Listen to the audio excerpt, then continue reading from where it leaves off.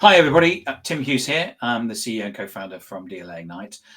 We're here with Luan Wise, and we're going to be talking about her new book, Smart Social Media, which is published through Bloomsbury. Luan, tell us about where we can find you.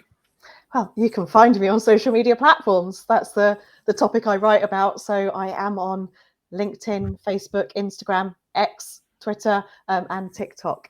Very easy to find, having a slightly unusual name and bright hair color. So hopefully people can search and follow my account. One of the easiest places is LinkedIn, isn't it? Because you're very active on that. Yeah. So you've published. This is the second time I've had you on my podcast. The second book. Actually, the fourth book. Your fourth book, but My the second time I've interviewed you about a book. Yeah. And so you've got a new book out, which has been published through Bloomsbury, which is called Smart Social Media. Yeah, and the subtitle is How to Grow Your Business Using Social Media Marketing, which was a slightly different focus from my previous books, which have been much more aimed at early career marketers, marketing fundamentals, understanding the nuances of planning for social media. They are not how-to books. It would be out of date before you even finish the day if you were to try and do a how-to book on social media. But what I wanted to do with Smart Social Media was to really think about, it could be a business owner or leader that picks up this book and goes, I know we should be using social media, but can do for us or how it can benefit, versus the social media manager that does understand what social media can do for the business, but needs to articulate that in terms of growth and results and examples. And we have got a discount code, which we're going to show at the end of it over here, aren't we? Yes, hang on.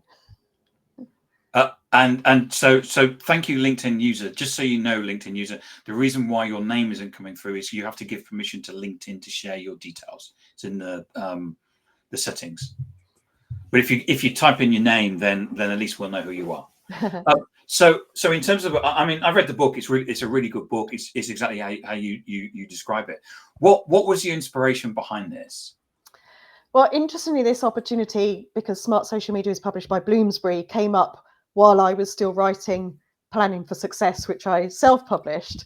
And It was that kind of, oh, have I got two books here? How's the audience different?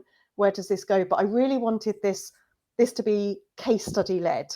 Yes. We talk too often about, bullet points and this can do that. So I loved the fact, and I feel that this is a privilege of being a writer, is that you can ask people for case studies and you can interview people to appear in a book and you can go off and look at award wins and things like that. I really wanted to find a whole set of case studies, some quite well-known ones and, typical brands that we always mention in books, but also I did some one-to-one interviews, which are a whole chapter in the book with business owners and marketing leaders of like, how has social media marketing helped your business and growth?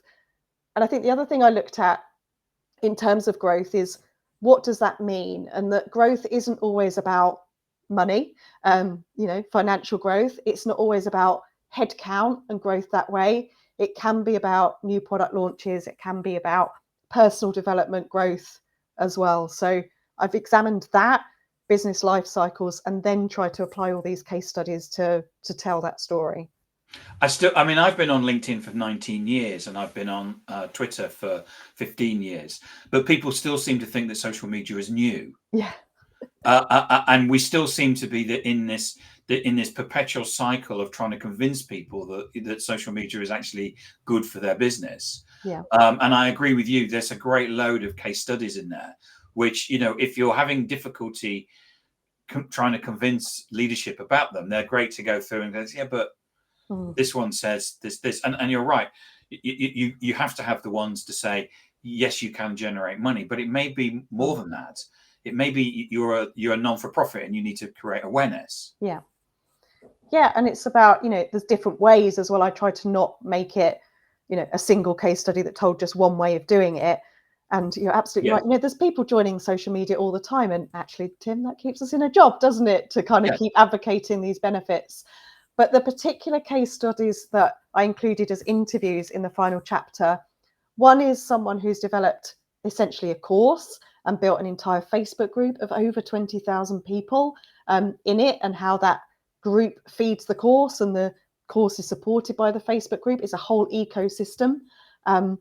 There's a couple of stories in there around actually a personal brand, a founder, and how they integrated their kind of personal social media profiles and accounts with a brand and kind of developed them alongside each other, and the importance of like having a face to the business. And then another community example of like building a whole community of professionals around a concept of being a hero, and that leading to events and conversations and how that brings to life. But what I also wanted to do was not talk about, and there is an example that's, you know, something went viral, but actually that these could be long-term growth as well and sustainable. So it wasn't like, here's a social media post, it went viral, I'm, you know, a success overnight. That actually it does take time, but then it is, you know, yeah, it's sustainable and creates a business model. So what are the principles for effective social media marketing? As all of my writing and talks and things I do, it's about getting the fundamentals right. Forget the social media and the technology and the apps and things like that. It's going back to the study of who are we trying to sell to and what are we selling and how does what we're selling help them, pains, challenges, and everything like that. And I don't think that that will ever change, and we can't skip those bits as well. I'm sure I can see from your screen, you know, we both read a lot of books, and so often there's just like this one sentence of like, focus on your target audience, and people go, okay, but they don't actually do that deep dive into who is that, where are they? The target audience is all males and females in the world, you know. Yeah, everyone. But it doesn't work that way, does it? And you've got to really focus and define that, and what platforms are they using and what content do they want, and messages. So it's all about getting those fundamentals right. But also, really importantly, social media marketing is only going to help your business if you align it to a business strategy, if you know why you're doing it. And I think social media for business is a slightly different hat for people to put on, because we all use social media in our personal life. And I think people's kind of views of it are often tainted by their personal views of Facebook or TikTok, but we need to take that personal use off with friends and family and entertainment and go, I'm using this for business. How can this help? How can I really focus and drive results from it? And it's a different mindset. Yeah, I've had conversations with many a person about why the last thing they need is to go viral. Yeah. And because it's always said, what we need to do is go viral. So no, that's the last thing you want. Yeah. Because because you're not able to actually find out who it is that that have looked at it. Okay, a lot of people have looked at it. You know, we know someone who's had a post that's had like over 1 million views on LinkedIn. How much business did he get from it? 0. It would be nice sometimes to get some interaction and engagement, but one, it would skew all your results and all your activity for the next few weeks and months. But it will always be on a post that isn't necessarily meaningful or results driven for your business. And we could sit here and go, oh, I went viral on this. And you go, it was a picture of you and your cat. It was a cat video. Yeah. Yeah. Something like that. And you're kind of like, that's nice. I'm glad people engage with it. But that's not going to drive any results. The same as all these posts that we see, Tim, about number of leads generated, a number of calls a week someone has had. They never put the conversion on there. So what I think you're telling me is that you need to know who your customers are, or who they are, why they bought, and things like that. Yeah, absolutely. What is it your business, your product, your service, your people is helping people, helping you, those in your audience achieve? Are you educating them so they know something differently? Are you giving them something that's going to make their working life easier, productivity tips, etc.? If you're not focusing on what you want them to think, feel, or do as a result of seeing your content on social media or finding your profiles and being more visible, it's not going to contribute to anything. John's made a great comment, which I'm going to bring up, which is being able to bring up reference material examples is invaluable when talking to people about social media and getting their buy-in. Thanks, John Ballantyne. Yeah, absolutely. You know, this is something I probably learned quite early on as a consultant. I was working within a very large corporate. I'd done my document and my report and presented it. And, you know, one of the leadership team said, but what's X doing? You know, what's our key competitors doing? And I was like, oh, and they just wanted examples because they either want to be doing the same as what their competitors are doing or doing what they're not doing so they can be first to market. And one of the best ways, as John has said here, to get buy-in is go, this person's doing this, or here's an example of this, or have you seen what these are doing? Because it almost like validates your business case, and people feel more comfortable if they can see that someone else has done it already. Yeah, I usually ask the question, so who are the last 3 people that followed your competitors on Twitter? Yeah. And you always get a blank. Yeah.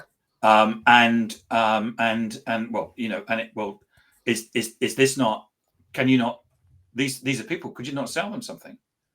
Well, and I think one of the most valuable parts of social media is comments, and you look at who's commenting on other people's posts, whether it's a similar product or service or an individual. That's where the golden nuggets are, is who's engaging with them, who's having real life conversations.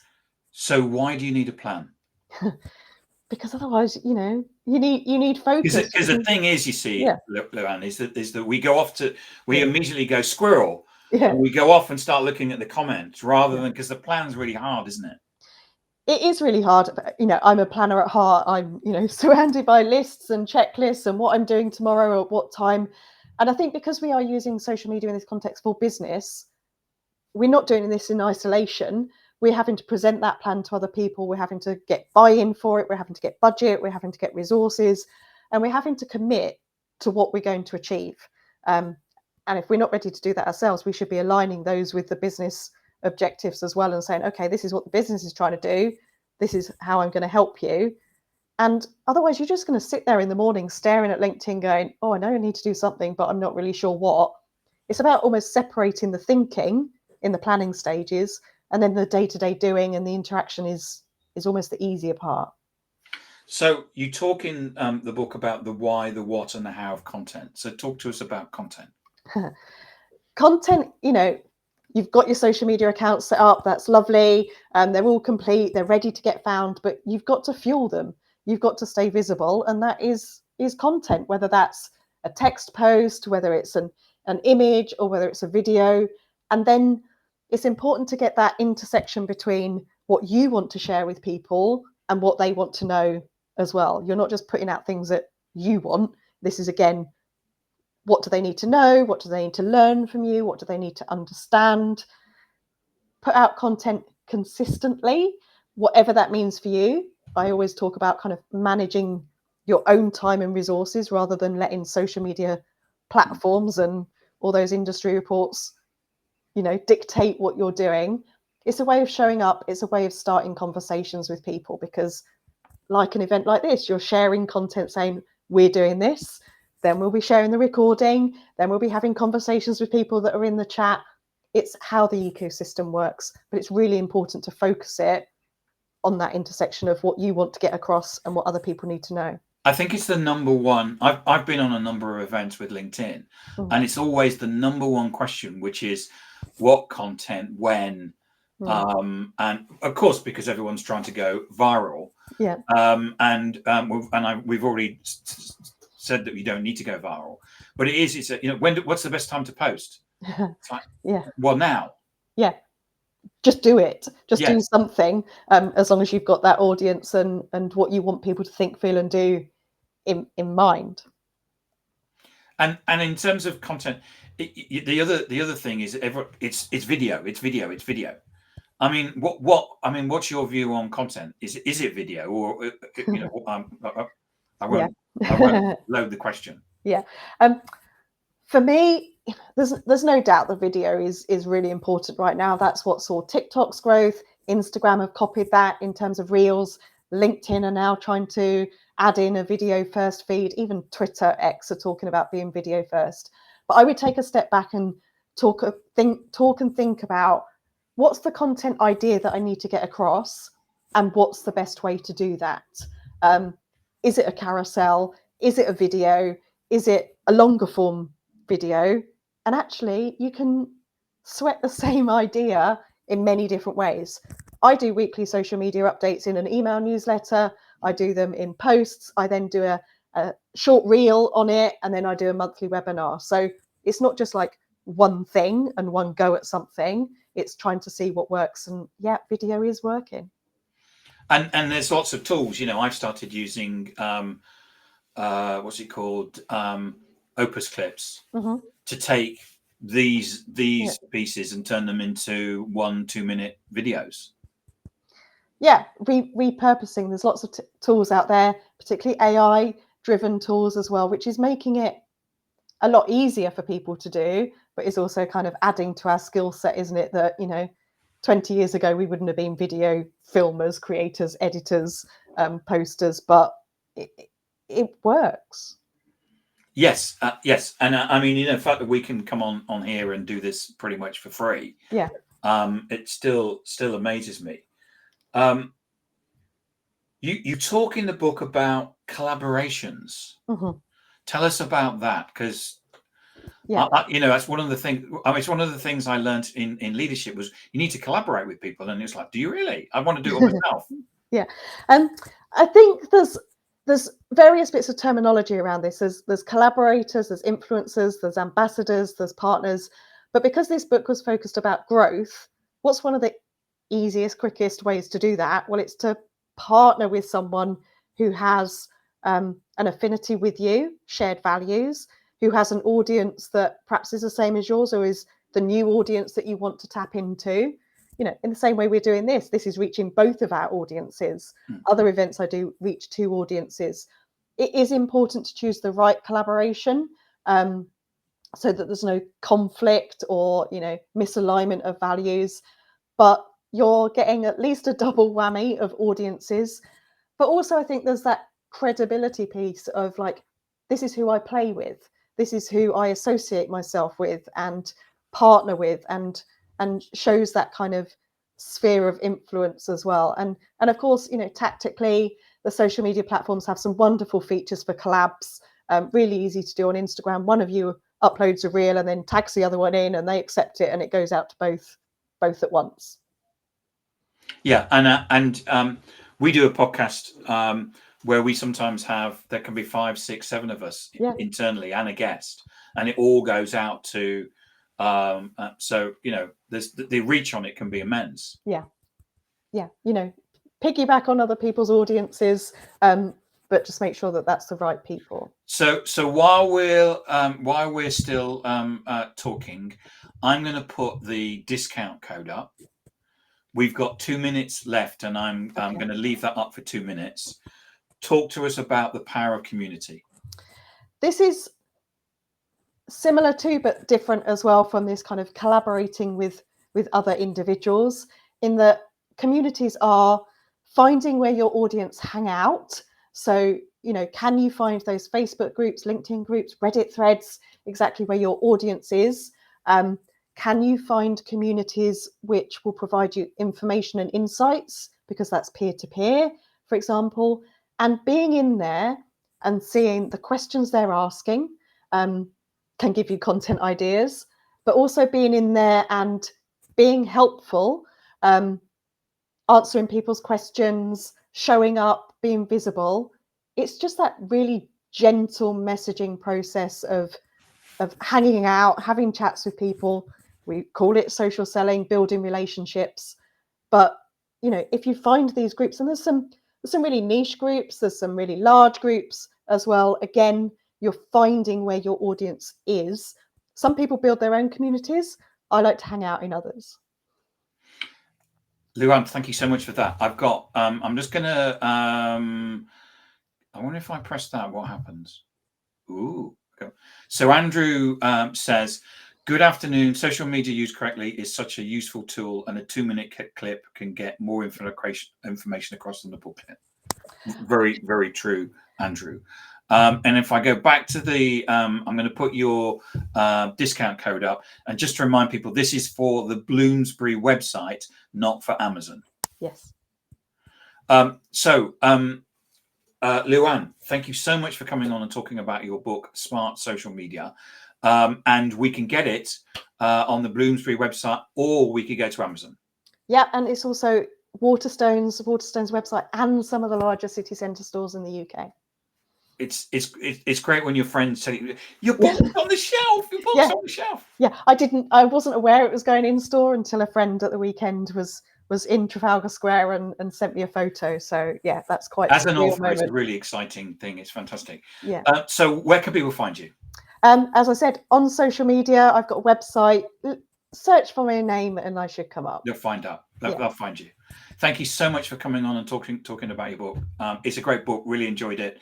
And you know, as you say, it's a great book for talking about getting into and starting with social media. Yeah, it's starting at the beginning, but hopefully simplifying and answering the question of, like, does this work? Yeah, and loads of case